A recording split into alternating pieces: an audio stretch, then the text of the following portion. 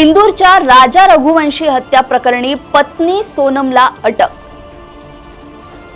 राजाच्या हत्येनंतर गाझीपूरमध्ये विमनस्क अवस्थेत सापडली पत्नी। कोण आहे राज कुशवाहा? याच्यामुळेच तर हत्या झाली नसेल। टुरिस्ट गाईडने दिली महत्त्वाची माहिती। राजा रघुवंशी हत्या प्रकरणाला आलं नाट्यमय वळण।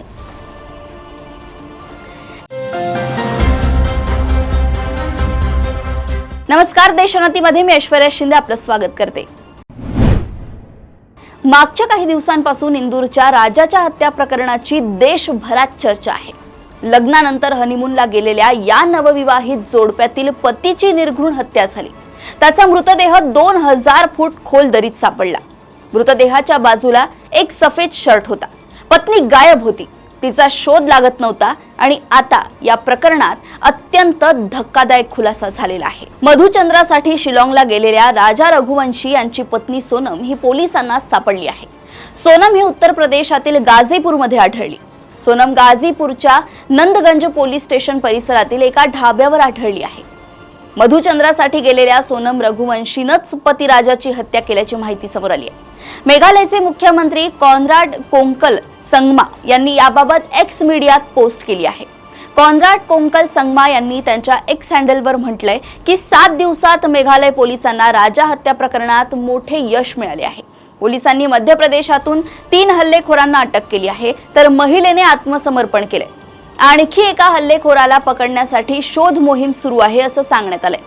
पोलिसांनी दिलेल्या माहितीनुसार सोनमने राजा रघुवंशीला मारण्यासाठी सुपारी दिली होती।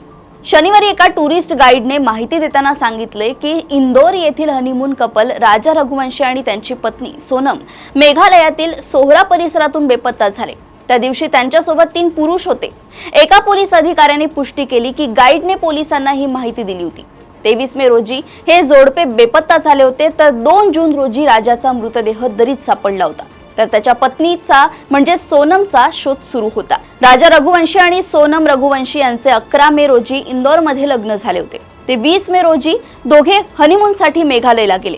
सुरुवातीला त्यांनी गुवाहाटीमध्ये कामाख्या देवीचं दर्शन घेतलं आणि ते पुढे मेघालयला निघाले। सुरुवातीला दोघांशी संपर्क होत होता, मात्र नंतर संपर्क तुटला। राजाच्या मोठ्या भावाला वाटले की नेटवर्कचा काहीतरी अडथळा असेल, पण 24 मे पासून दोघांचे मोबाईल बंद झाले। त्यामुळे त्यांना चिंता वाटू लागली। सोनमचा भाऊ गोविंद आणि राजाचा भाऊ विपिन यांनी शिलाँग गाठले आणि शोध पथकासोबत त्यांचा शोध घेऊ लागले। ढाबा मालक साहिल यादवच्या माहितीनुसार तिनं घरी फोन करण्यासाठी मोबाईल मागितला। ती फोनवर खूप रडत होती। त्यानंतर पोलिसांना कळवलं।